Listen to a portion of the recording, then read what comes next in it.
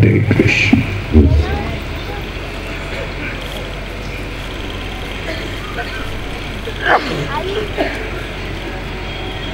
This evening, we are beginning our yatra.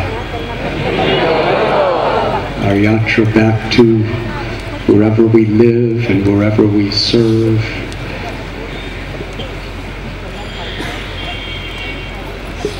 And hopefully, through whatever tapasya, prayer, kirtan, harikatha, darshans, holy baths, dust of holy places,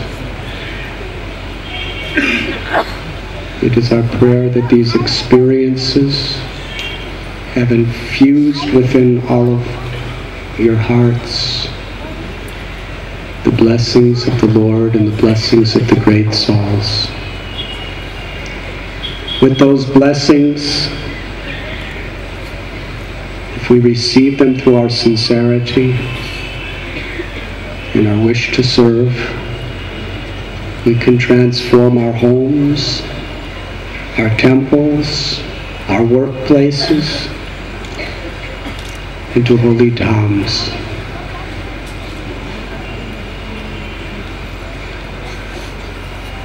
Going on pilgrimage has always been a very sacred and primary form of devotional service. Sri Chaitanya Mahaprabhu himself invited all of his devotees to come on pilgrimage to Puri every year for 4 months, just to hear and chant with him. I have the darshan of Jagannath, bath in the holy sea.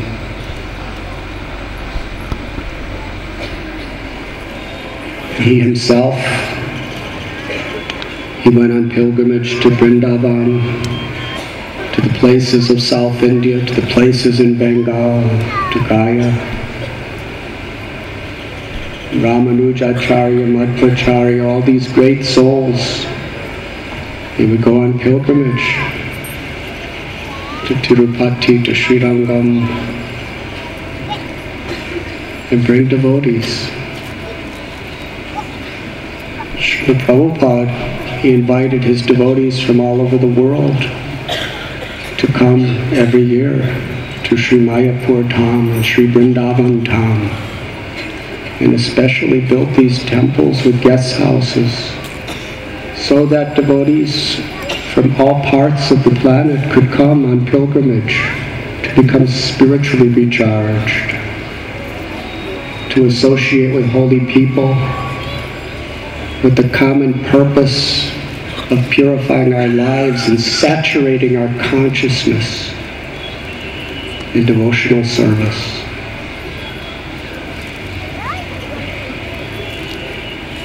This evening it is our last meeting during this particular South India Yatra,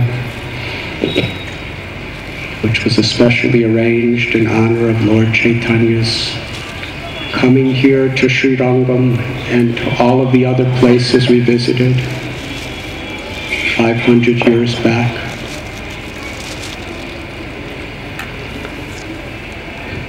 There was approximately 5,000 of us. And the pilgrimage is about association of devotees and rendering service and absorbing oneself in Krishna.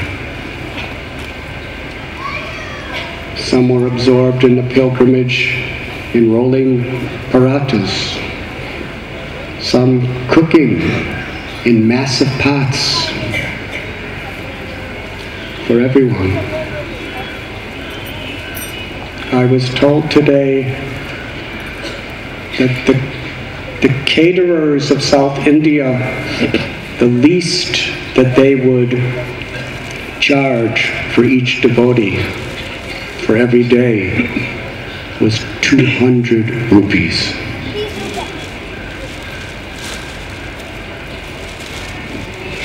Because it was really a job getting all the pots here. But when it was all worked out, Our devotees brought all the pots, did all the purchasing, and all the cooking themselves, all the cutting, everything. And the price for each devotee, with much higher quality prasad as far as ingredients, as well as devotion. Because devotees did it themselves, it was 65 rupees a day per devotee, instead of 200 rupees a devotee. Today they made a they totaled it up, and because devotees did all the work, not work, the seva themselves, it saved the yatra 75 lakhs of rupees.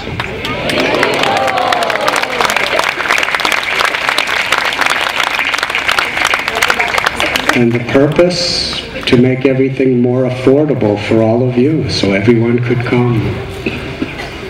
This was the spontaneous service attitude of so many of these devotees. They were working all in the heat of South India, standing over massive pots with blazing fires for 6 hours for your pleasure. That's a yatra. And those managing the buses and managing the hotel accommodations, making the announcements, and every other aspect of the yatra. Advance parties, finding the grounds, the pandals. And it comes and goes. Months and months of planning, and it comes and goes in 2 weeks. But the spiritual blessings remain with us forever. Neha vikramana sosti pratyavayo navidyate. Any activity in devotional service, apparently it seems like it comes and it goes. But whatever sincere devotion we offer, the spiritual connection that is made through that is eternal. Every time we chant the name with feeling, we are investing in an account that is never lost, can only increase.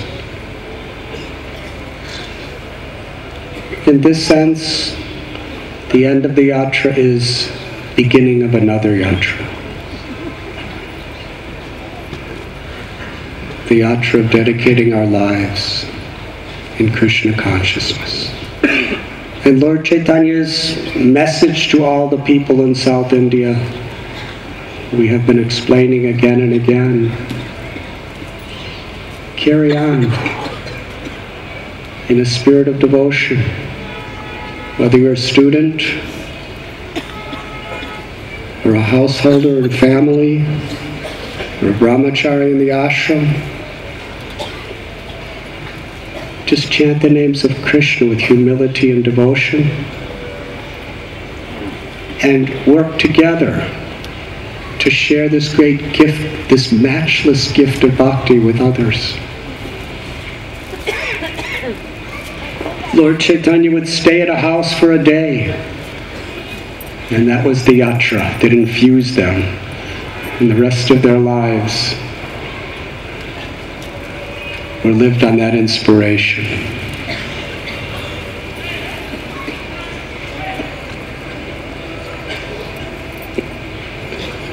When Sri Chaitanya Mahaprabhu became a devotee, after meeting his guru Ishwarapuri in Gaya Dham, when Srivas Thakur was told, Lord Gauranga, they didn't call him Lord at the time, Nimai Pandit has become a Vaishnava. He's crying in separation from Krishna. We have never seen such a devotee like him. Since he's come back from Gaya, when Srivas heard this, in great happiness, he proclaimed, "Let the family of devotees expand and increase throughout the world." We are a family.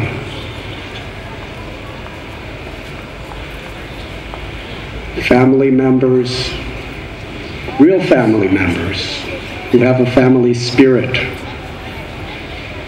They easily forgive each other. And they're faithful and dedicated to each other no matter what. Because they're family. And nothing could change that.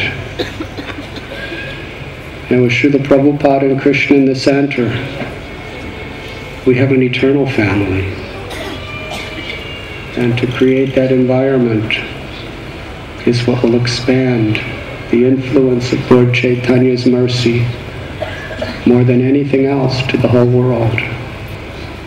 When we develop among ourselves that family spirit focused on keeping Srila Prabhupada's mercy, his wish,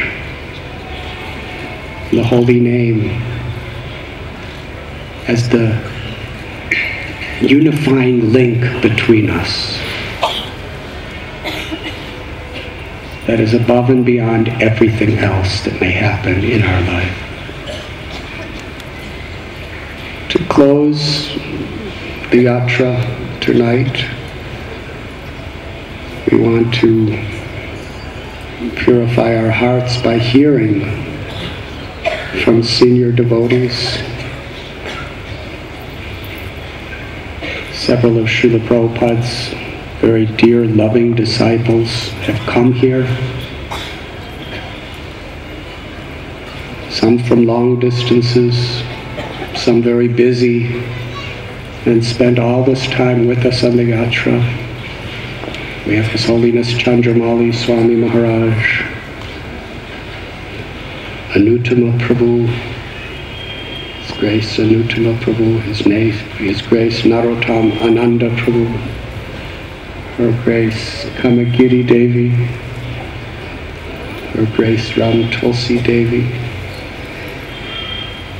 Gaurvani Prabhu, who was born a devotee, to two of the most exalted, loving associates of Srila Prabhupada, Bharadraj Prabhu, Rukmini Devi. And if Nartaki Devi is here, or Yadavacharya Prabhu, we would appreciate them coming forward. And a very special featured guest we have with us is one of the most exalted Brijavasis of Sri Vrindavan Dham, who in a mood of Vatsalya Ras takes care of Krishna Balaram in their eternal house in Nandagram. We have His Grace Ramesh Chandra Goswami Maharaj. Jai Gurupad, since you're standing there, you should come up and say something too.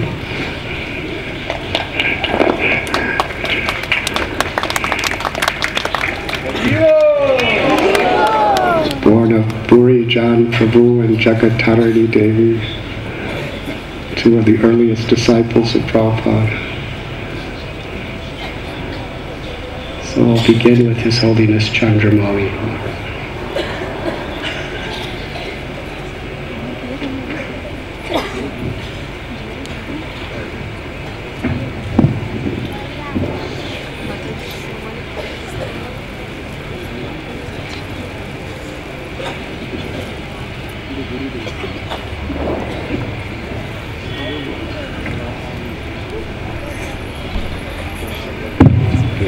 Nama Om Vishnu Padaya Krishna Prasthaya Bhutale Srimati Bhakti Vedanta Swami Iti Namine Namaste Saraswati Devi Gauravani Pracharine Nirvisesa Sunyavadi Pastyatya Desatare Srila Prabhupada Ki Jai.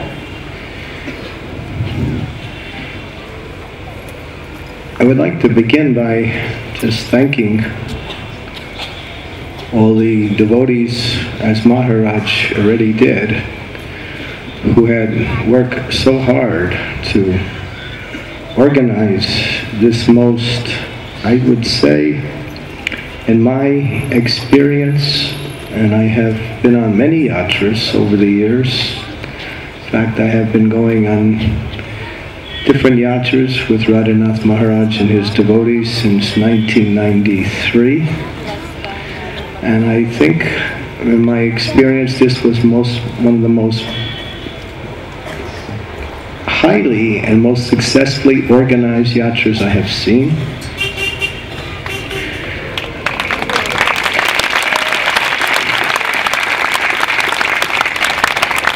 And that is a credit in two ways, from the point of being one of the best in my experiences, and one of the largest also. In fact, it is, if we look back, this probably is the largest attendance we had. And I was told that it would have been much larger if there were more facilities in the local areas to accommodate devotees. And the devotees tried as best they could to expand the facilities. And they did amazing organizations with some of the local people in Kanyakumari and each and every place to maximize the amount of devotees that could come here. And as Maharaj mentioned, months and months before, and this actually, if you really go back all the way to the month of April and May, they started to organize these yatras. So it is a real credit, it is a real sacrifice in Vaishnava culture to see such dedication just to serve so many wonderful Vaishnavas who would come here and get the benefit. And many of the devotees who did organize at the same time were doing the services of organizing the buses, of organizing the devotees in different places, of cooking, and of just dealing with the medical arrangements, so many things. And they organized, and at the same time they served the devotees here in a very, what we say, exemplary way. So that is a real credit, and that is really Vaishnava culture. And His Holiness Radhanath Maharaj teaches that as one of the principles of his teachings to serve Vaishnavas. He practices it perfectly, and he teaches it to all of those who are willing to understand and practice. I was giving the class, the first day here, the Srimad Bhagavatam class, and there were some questions after the class. And one question I received, we are so able to be Krishna conscious in such a, when we say, powerful spiritual setting with so many devotees, having kirtans, nice prasadam, holy places. But then again, we have to go back to where we came from, and we have to go back to our jobs and our schools and our, what we say, day-to-day life. How can we become Krishna conscious? That was the question. How can we maintain that Krishna consciousness, that experience? Well, what we do here is concentrated with the amount of devotees, with the process of kirtan, with so many devotees, and with the potency and power of the holy places. The Krishna consciousness is not limited. The same formula applies anywhere and everywhere. Chant the holy names of the Lord, associate with devotees and try to serve the devotees in that association, and hear as much as possible the glories of the Lord and the glories of the Lord's holy name. And we can take that experience and carry it with us and grow from that experience in our day-to-day life. So we should